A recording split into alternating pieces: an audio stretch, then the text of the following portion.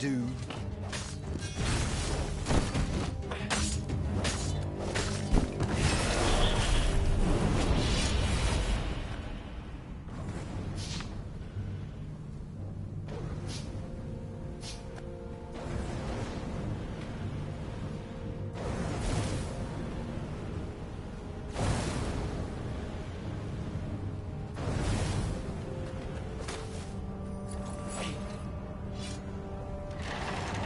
Ravens at least could not get past this point. Obviously, the temple builders knew how to deal with tomb raiders.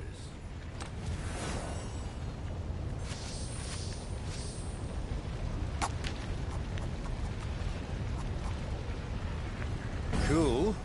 Wish I could do that.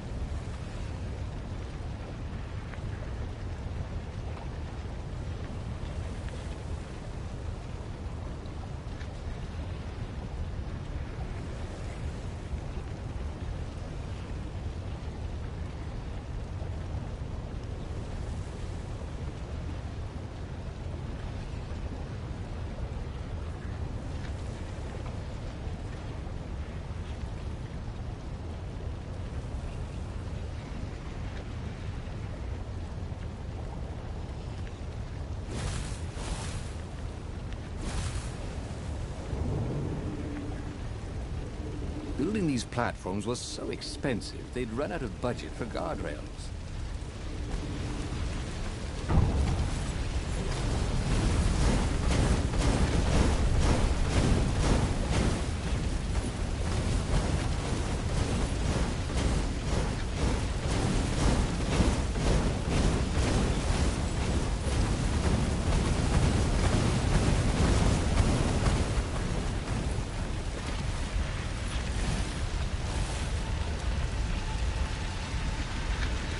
It was a stone of the purest blackness. It reflected no light, like a void made solid. Nervous, he picked it up. I can make you mighty. Who said that? Give me blood. It was the stone, eager, thirsty.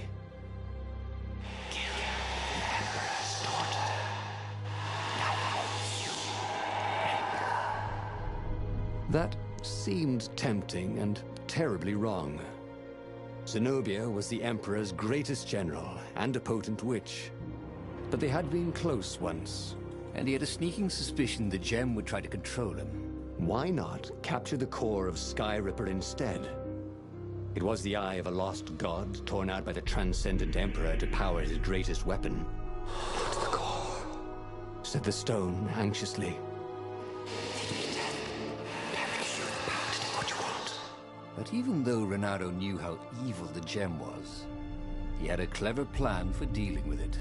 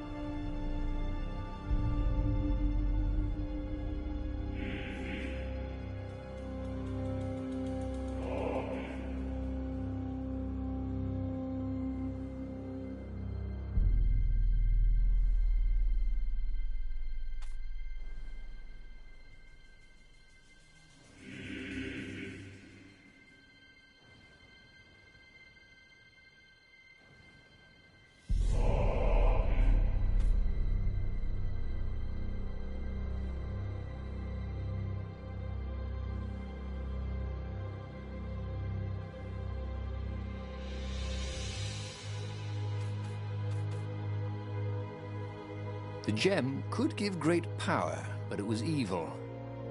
But Reynardo had a plan. He would divide the stone into the power half and the evil half. He sought out the sage Calaveras.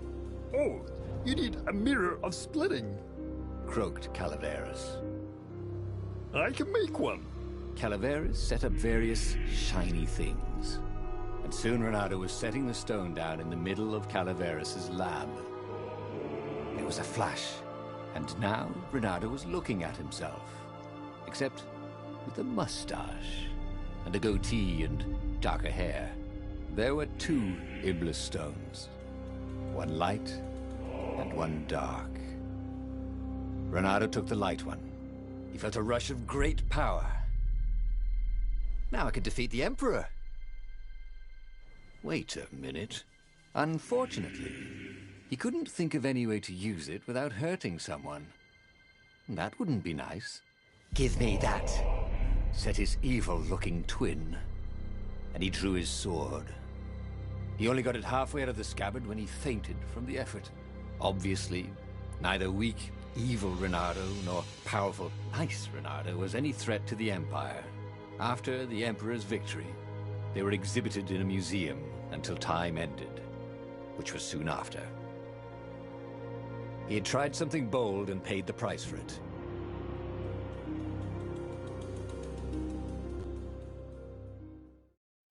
Every child could sing verses about the Sky Ripper, but ancient codices held hints of other things. A stone that ate souls, a ruby that drank blood, a jewel only a righteous man could give away. Were all these things the Iblis stone? Long hidden in a buried temple? Another ancient item that was only resurfacing now? Drawn up from the deeps by the Emperor's horrific rituals?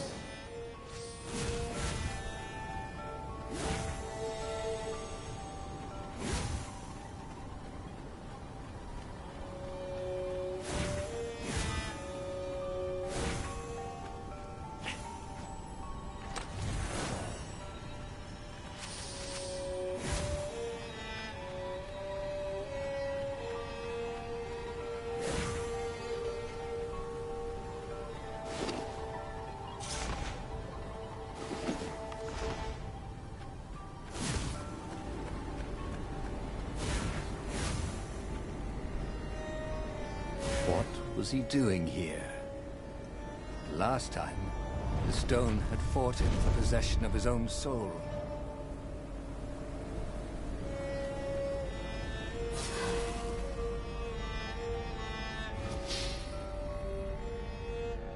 That is a very cool sword, thought Reynardo.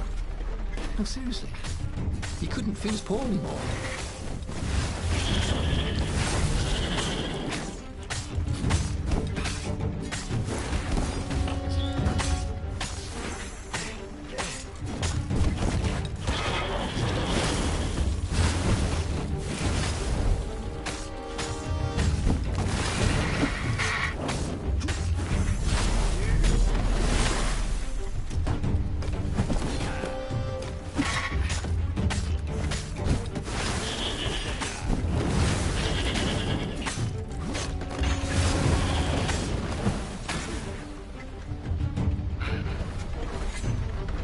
Ravens were already here, cawing in frustration. They were still searching for a way in. Good. Then he hadn't come too late. Think of all the artisans he was creating employment for. Truly, he was a job creator.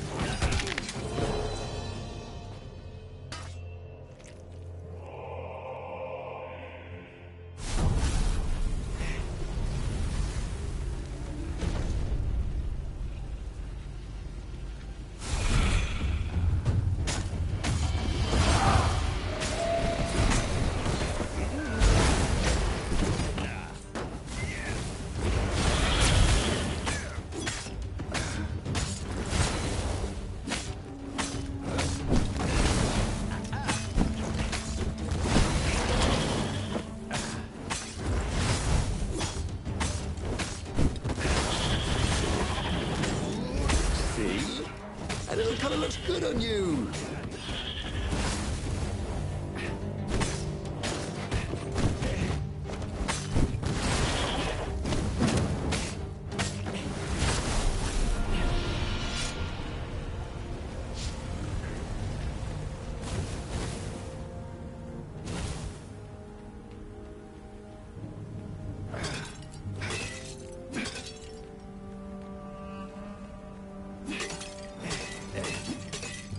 Ice walls only let you through if they knew you were cool.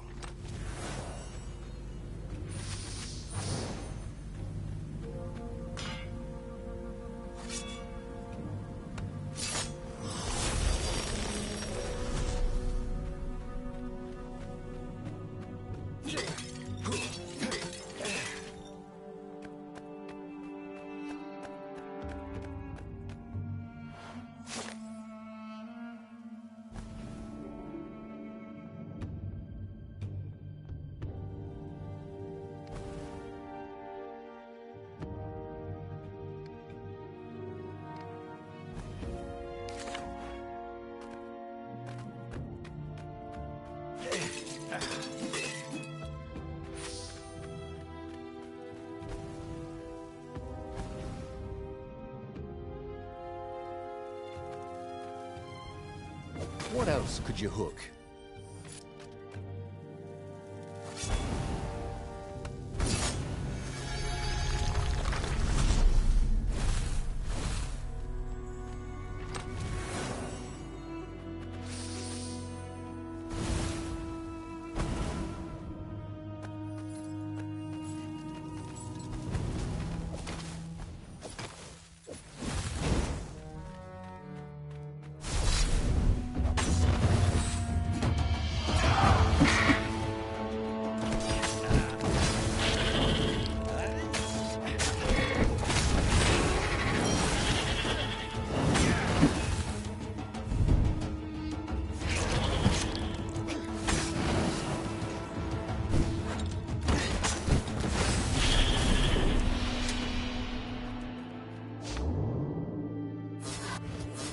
Renato had always wanted a flying carpet.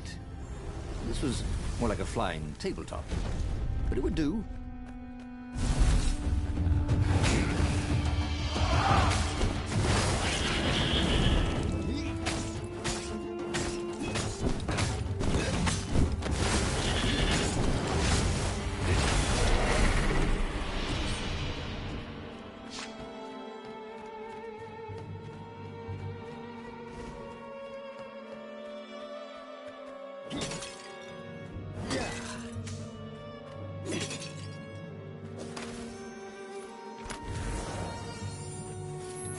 Magical jewel. Renato couldn't wait to find a workbench.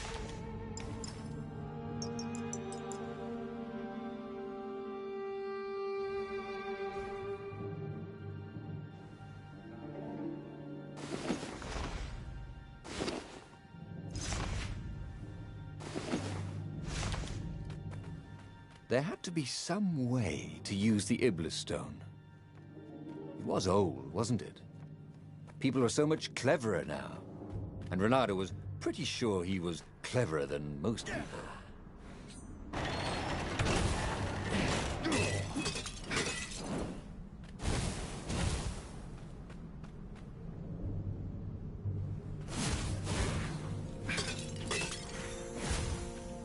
I'll just have a dash, thought Renato.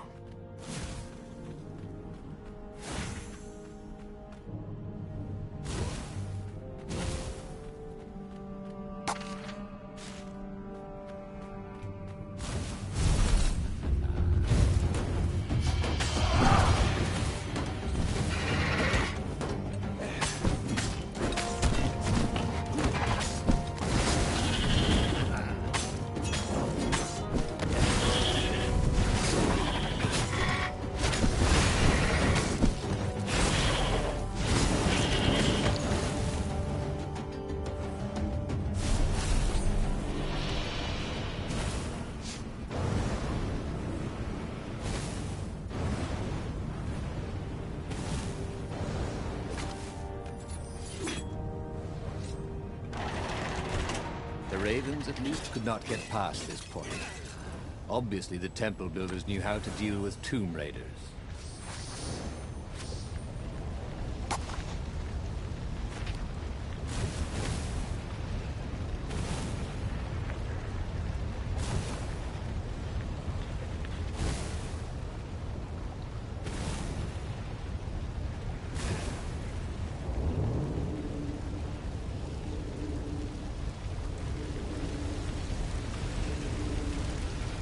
Renato hated cannon traps. Also, who reloaded these things anyway? He never figured that part out.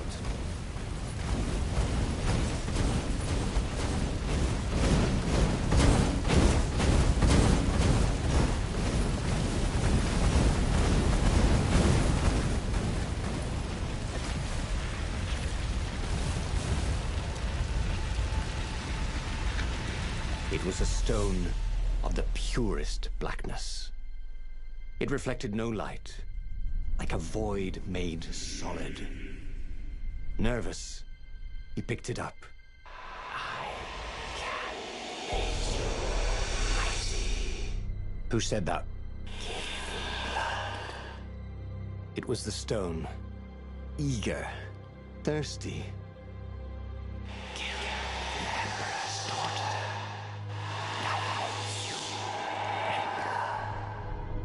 That seemed tempting and terribly wrong. Zenobia was the Emperor's greatest general and a potent witch. But they had been close once. And he had a sneaking suspicion the gem would try to control him. Why not capture the core of Sky Ripper instead? It was the eye of a lost god torn out by the Transcendent Emperor to power his greatest weapon. Not the core, said the stone anxiously. But even though Renato knew how evil the gem was, he had a clever plan for dealing with it.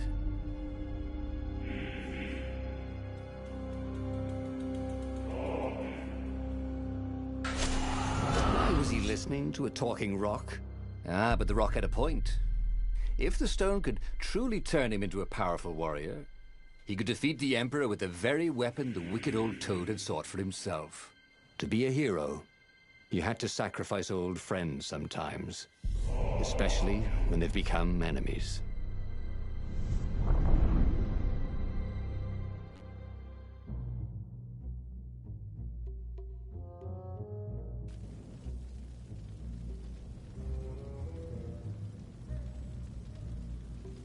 As he placed the impossibly black crystal in his gauntlet, Renato had a sudden vision.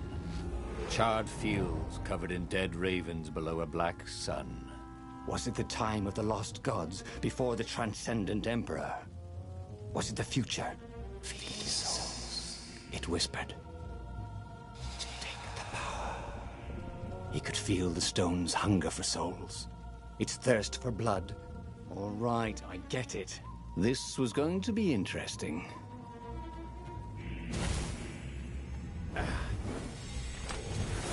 This chest made music when you opened it. Too bad it was Muzak.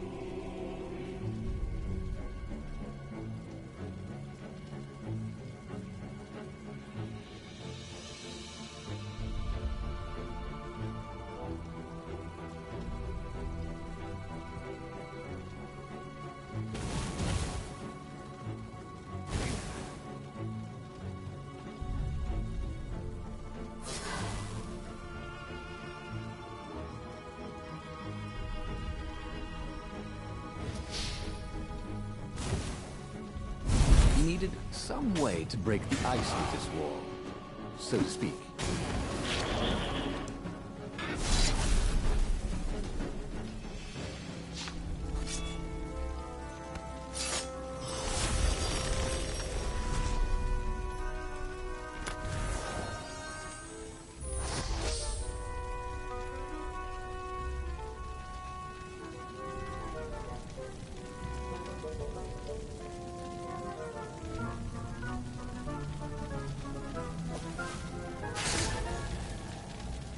Two eyes good. One eye dead.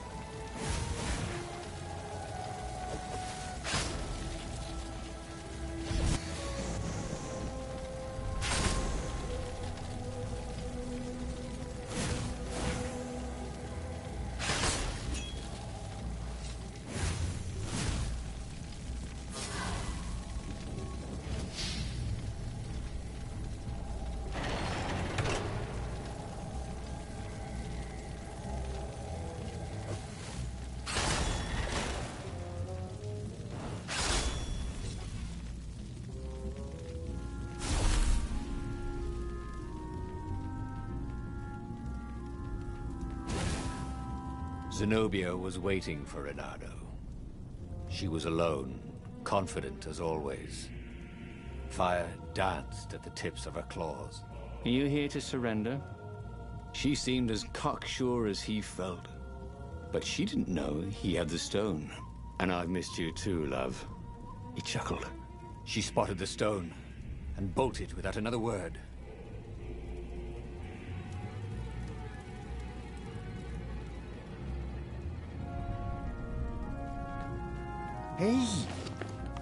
Hey, a workbench! He could try out his new bling.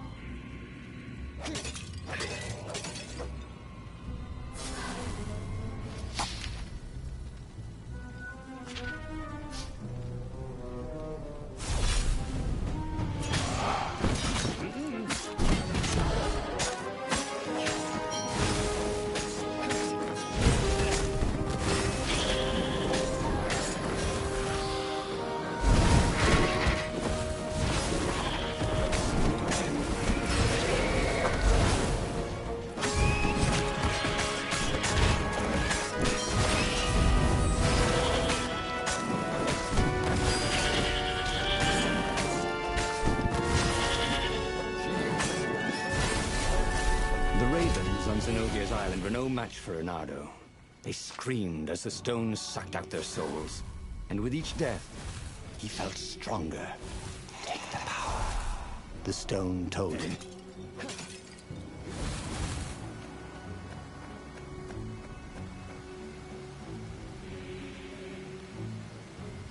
Finally, Renato caught up to her. He had never seen her scared before. At school, she'd been the determined, brave one. Now her eyes were wide, frightened. He didn't like seeing her this way. Kill her, whispered the stone. You cannot win your rebellion without it. Please. No, said Zenobia. Not that way. Oh, they had been so close once. Could he really feed her soul to his demonic gem? But if he spared her, he would not get the full power of the stone. Oh, how could he be the hero he wanted to be?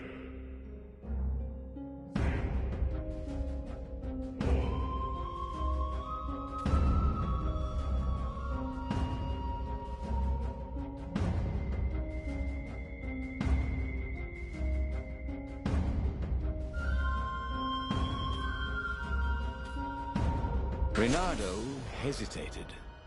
Zenobia was his greatest enemy. She was the Emperor's daughter and his greatest general. and the single person Renato least wanted to remove from this world, especially that way. She was holding her arms out before her, hands fluttering, fending him off with hopeless urgency. Nope, she was weaving a spell. He couldn't move. "This thing is evil," she said.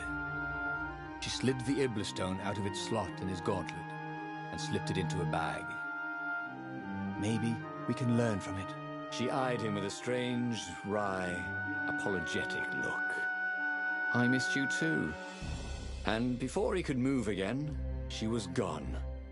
Learn from the Iblastone? What did that mean?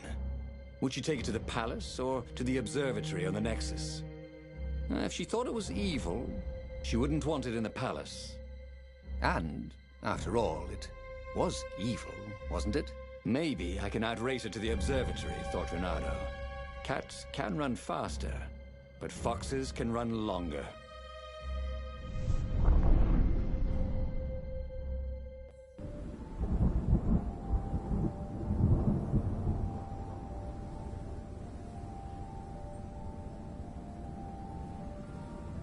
Renato felt a little sick. Ever since Zenobia had taken the stone from him, he'd felt an ache that wouldn't go away. He missed it. He wanted it back. He needed it back. Why hadn't he killed her when he had the chance? She was the enemy. He hadn't even seen her in 14 years. Why had he hesitated? You're a sucker for an empowered woman. Renato kicked himself. Don't make that mistake again.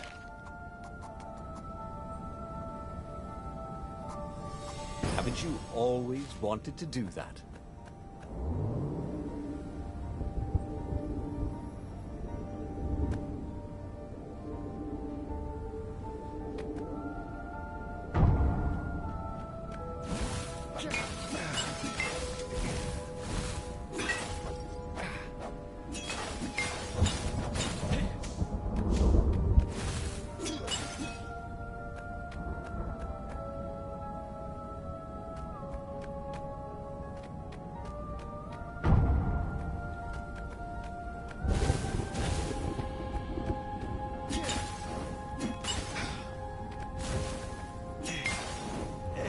His mother never let him wave his sword around at home.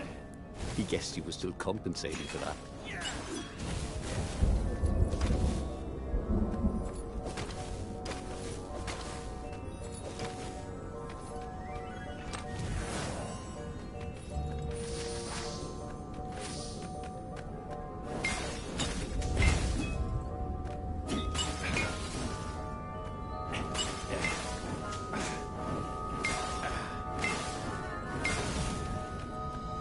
Renato wondered if his future self had commissioned these poles.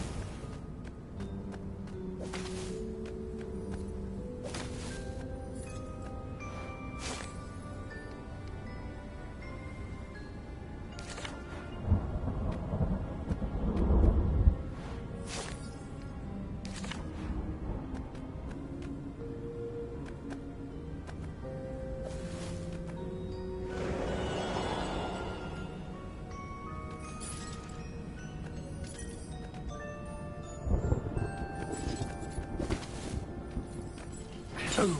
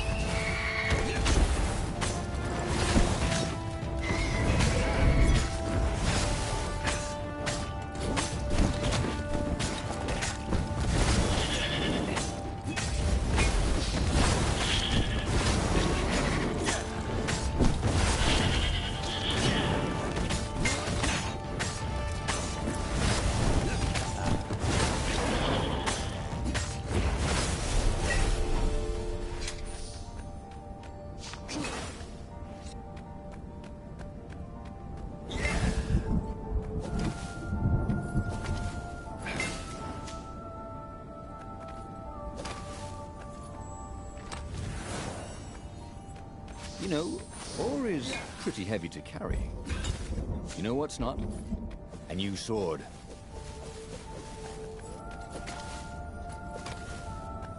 Zenobia thought the stone was evil. Was it? Well, yes, but he still longed to have it back. He'd felt so good killing ravens with it, and yet he'd felt unclean ever since he'd touched it. She confused him. She'd made him want to be a better fox, and then she'd abandoned him, never telling him she was the Emperor's daughter, never contacting him since. Well, who was she to tell him the stone was evil?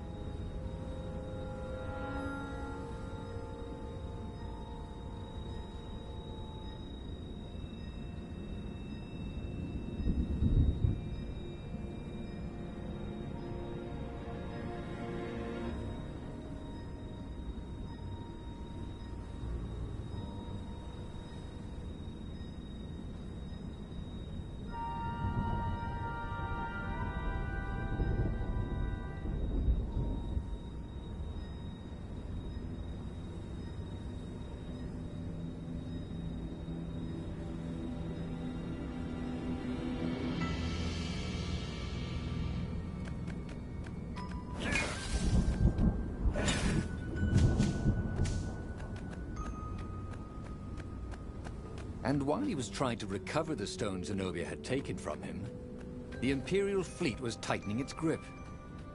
He might fail to save the rebellion, and it would all be her fault. Renato with a burst of outrage. Not only had she stolen his gem, she'd also stolen his scientists. Sure, they were neutral, but they had helped him discover what the Emperor was up to. They were supposed to be helping me, Renato thought. So unfair.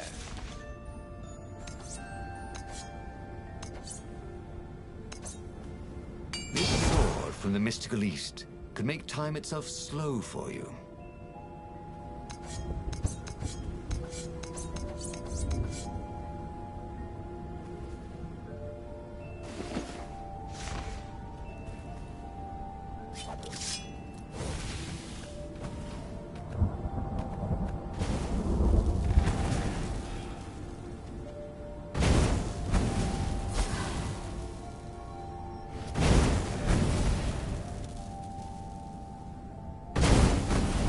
mysterious sword from the east made you so fast you could catch a fly with your chopsticks. If that's what you really wanted.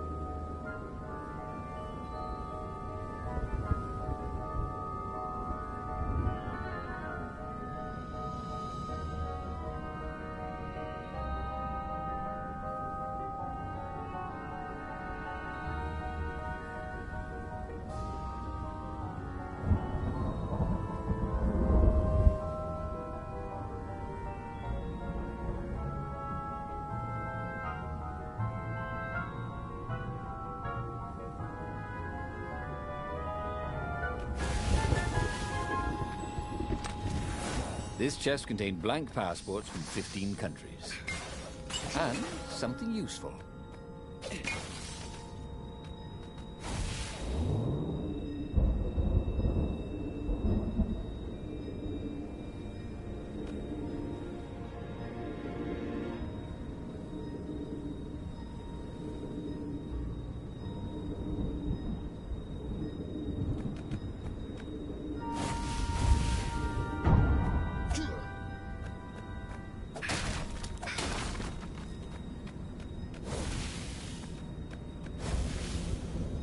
The scientist's toes were pointing arcane instruments at the stone and looking at it through prisms and reflections. Mine, said Reynardo as he took back the stone. Well, we need it for science, croaked the toads. So he killed them. He felt better immediately. Smarter, too. I thought you'd never come for me, whispered the stone. Then, a far speaker toad croaked in something like Zenobia's voice. Reynardo, leave the stone with the toads. It will swallow your soul. You'll kill everyone you love. That did seem vaguely familiar. But Reynardo had an army to lead, an empire to bring down.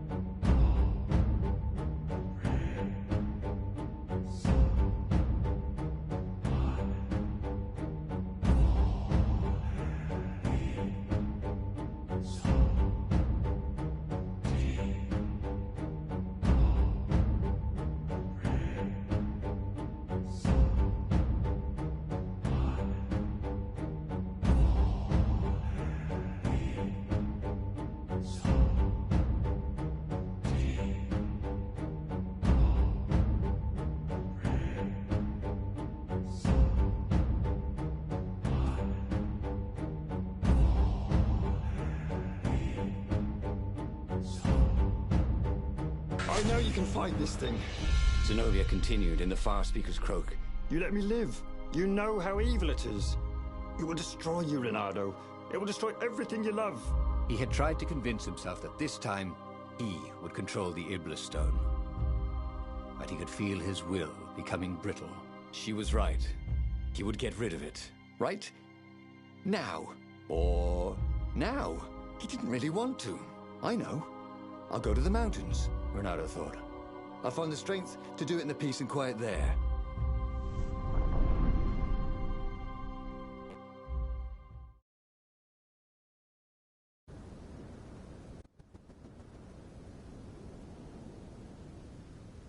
As the Farfarer landed at the foot of the mountains, Reynardo was surprised to find Lapino there. What are you doing here? Oh, you wouldn't believe it. I was stowed away on an Imperial courier ship, dressed up as a combat nurse carrying a general's beak transplant. This is not a great time, said Reynardo, who was pretty sure he did not, in fact, believe Lapino's story. That's when you need your friends, said Lapino. I just need some peace and quiet, said Reynardo, and grimly set out on the path.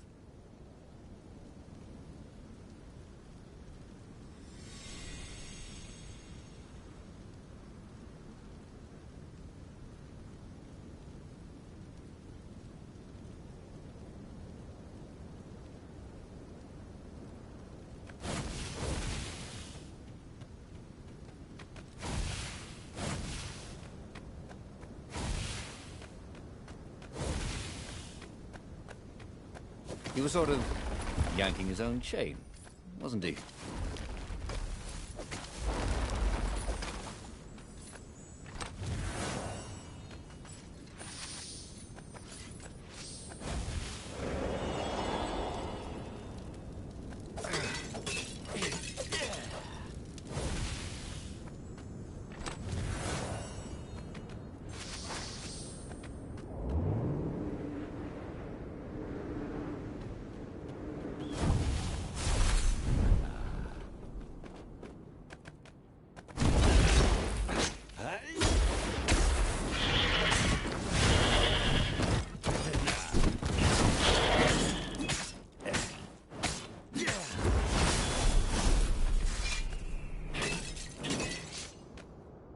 Reynardo told his friend how he had slaughtered the toads and how he had nearly slain Zenobia. A terrible burden, this Iblis stone, Sympathized the rabbit. Yeah, but I need it for the rebellion. Do you now? You know, you were a pretty fine fighter before you were wielding a demonic decoration. Oddly, the sword wasn't whispering at him to kill Lapino. Up ahead in the mountains, there was a peaceful spot. If he could rid himself of his burden anywhere, it was there.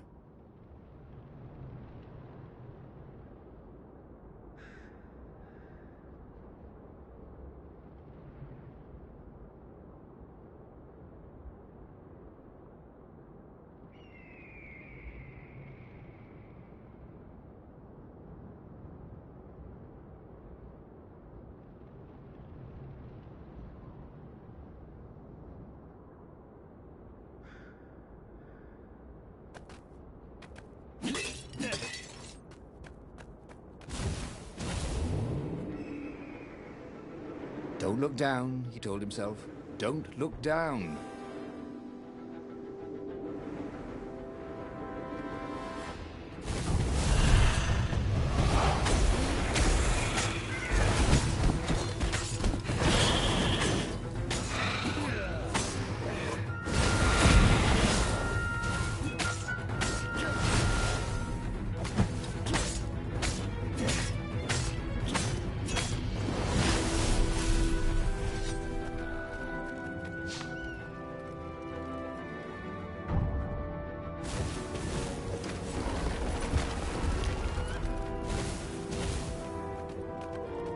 Sorry, mustache, thought Reynardo.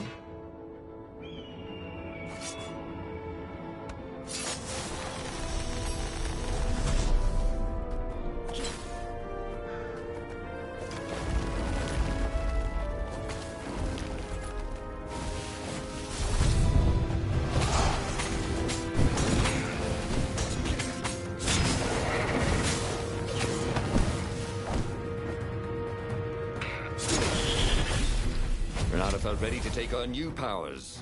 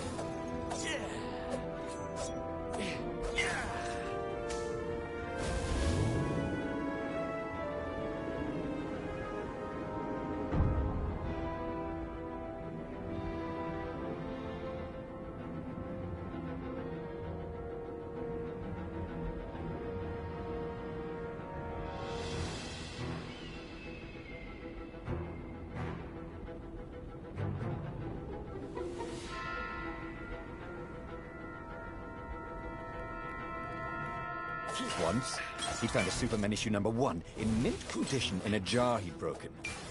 He planned to keep breaking things until he had the whole series.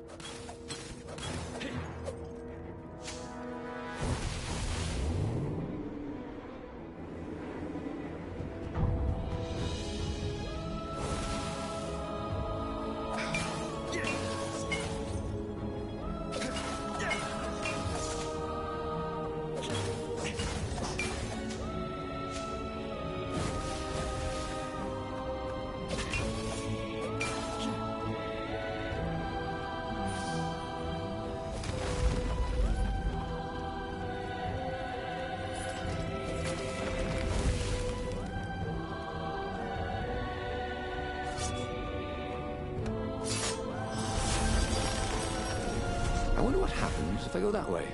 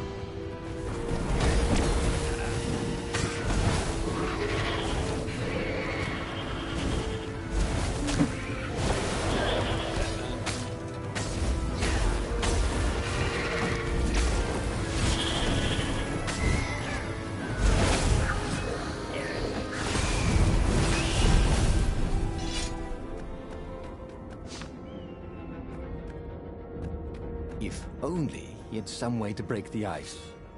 Or convince it he was a friend.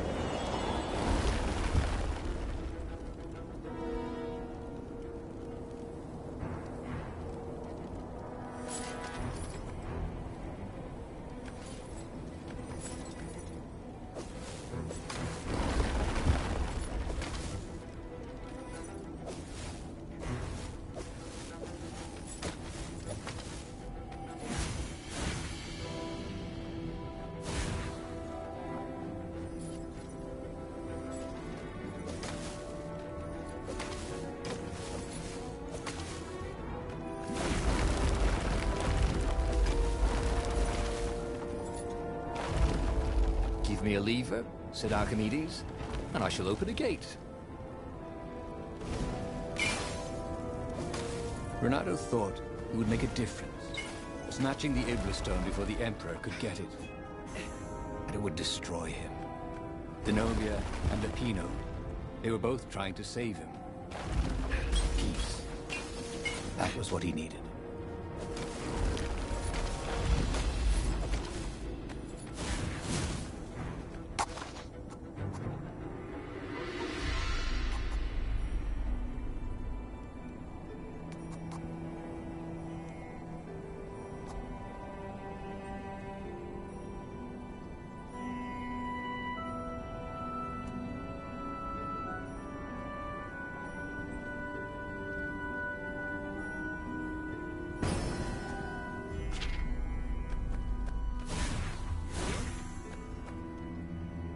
So much for peace and quiet.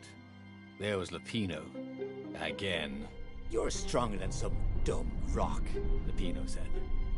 let's just bury it, and no one will ever find it again. Renato could feel the spirit energy of all those dead ravens inside him, pecking away. The rabbit was right. Even if the rabbit was a traitor, he was still right. He tore the Iblis stone from his gauntlet and threw it into the hole Lupino had dug. The stone was silent. Probably sulking. Now whoop those Imperials, said Lupino. Are you coming? Ah, no, I can't come with you. It's my old injury, you know. Recently, it's been acting up terrible. I'd be no use to you at all. So Renato boarded the Farfarer alone. Renato felt lonely on board the Farfarer. How could his old friend Lupino, miraculously escaped from the Empire, leave him to face the final battle alone? Well, he'd abandoned Lupino before, hadn't he? It was only fair. And of course he felt lonely. He'd given up the Iblis stone and all the souls he fed it. Of course he felt alone. But he had done the right thing. It had been hard to do, but there was no better feeling than that. Zenobia would be so proud of him.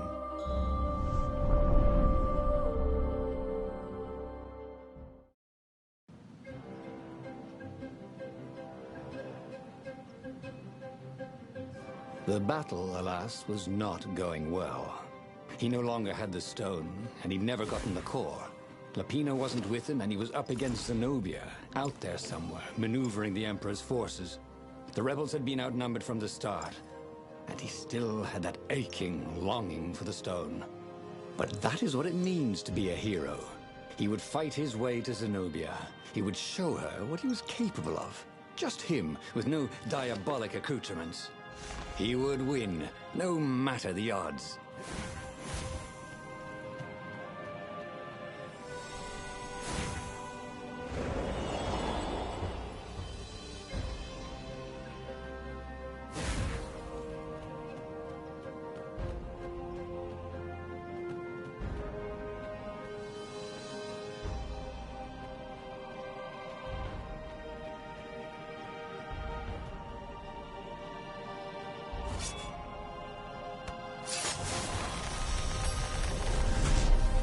You never knew where the road would take you, thought Renato.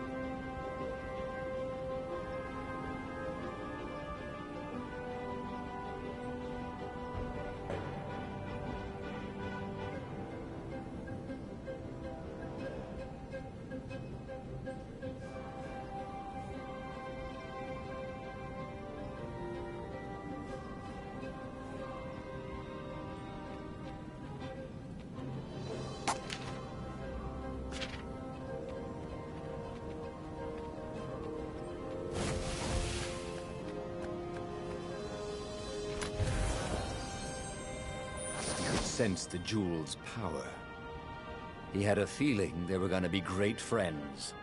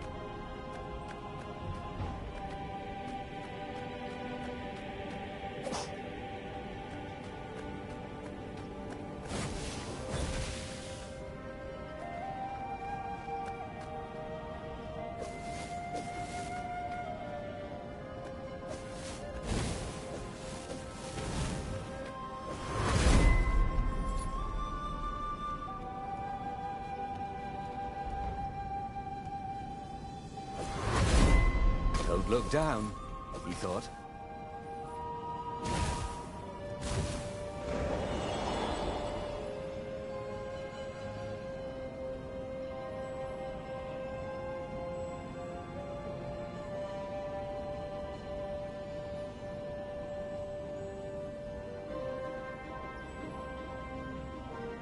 Yes, that was it.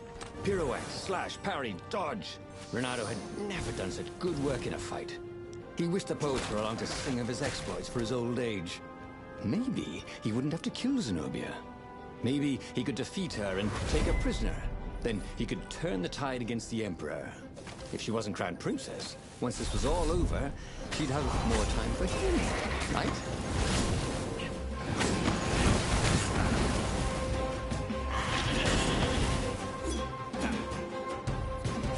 Hey! Where all the raiders go? The live ones, I mean.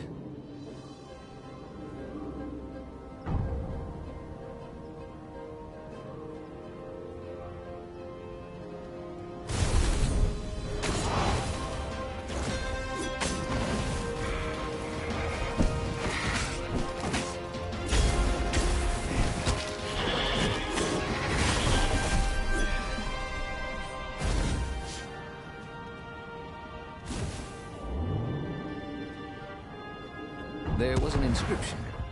Praised the sun.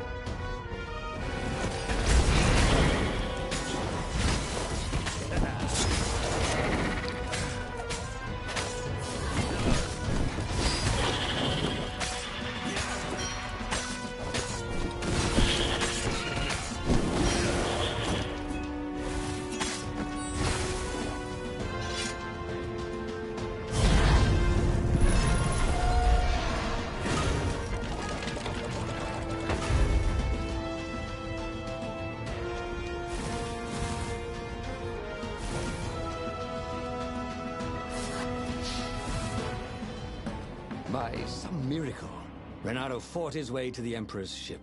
He was exhausted, bleeding, but he'd found the strength to reject the stone.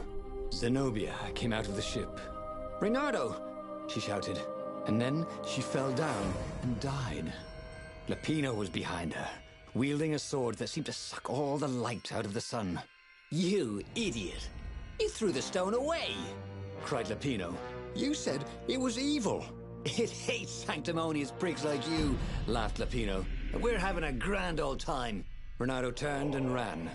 But no matter where he ran, Lapino jumped in front of him until Renato was cornered. That boy could hop. You wouldn't do this to an old friend, would you? cried Renato. You mean this? Said Lapino, as he slid the sword into Renato's guts. Damn it! Again! And just like that, he was alive again, and back on the Farfarer, still fleeing burning Ubar. The book was still open before him. So, the book was a portal. It took you to the future, when your destinies would branch. He had failed and died 3 times, and he hadn't learned anything new this time. He'd done the same thing twice, yet expected a different outcome.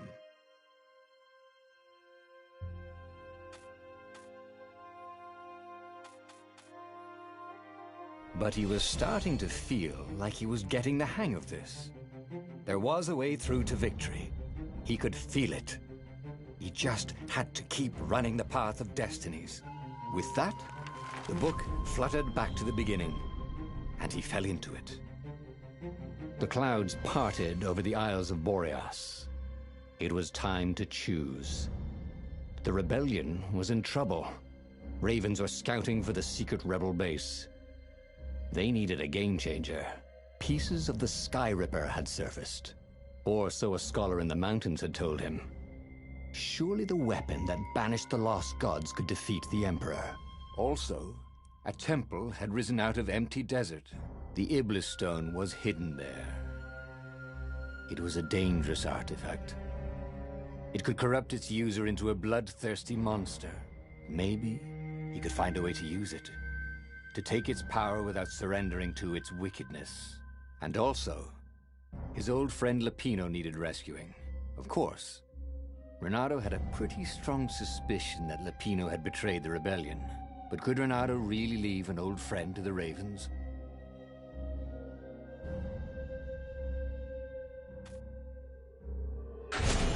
Every child knew about the Sky Ripper. The Transcendent Emperor had buried its pieces. What could have brought them to light? This Emperor, Isengrim III, had once been kind, but he'd gone mad. And now he was conducting secret, obscene rituals to bring back the lost gods. Had he, somehow, summoned the long-lost components of the legendary weapon out of the deep places of the earth? It was more than Renato could fathom. But if he could find a legendary weapon, he would use it.